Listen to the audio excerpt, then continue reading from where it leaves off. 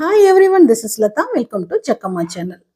Cheap and பெஸ்ட்டாக காரசாரமாக நல்லா வாய்க்கு உணர்த்தியாக இருக்கக்கூடிய இந்த காரப்பொரி தான் ஈவினிங் டீ டைமுக்கு ஏற்ற ஸ்நாக்னு நான் அடித்து சொல்லுவேன். அந்த அளவுக்கு சூப்பராக இருக்கும்.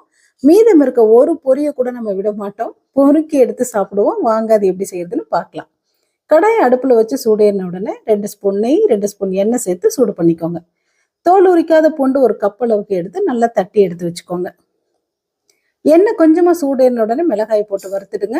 இல்லைன்னா காட்டில் தும்மல் ஜாஸ்தி வரும். அது கூடவே தட்டி வச்ச பூண்டு, ஒரு கையளவுக்கு ஃப்ரெஷ் கருவேப்பிலை சேர்த்து நல்லா வறுத்து எடுத்துக்கோங்க. 1 ஸ்பூன் அளவு மஞ்சத்தூள், 1 கப் அளவு பொட்டுக்கடலை, 1 கப் அளவு வறுத்த வேர்க்கடலை, தேவையான அளவு உப்பு, கொஞ்சமாக பெருங்காயம் சேர்த்து நல்லா வறுத்து எடுத்து இது கூட பொரியை சேர்த்து ஈவனாக மிக்ஸ் பண்ணி விடுங்க. சூப்பரான காரப்பொரி ரெடி ஆகிடும். Just try the recipe. Thank you.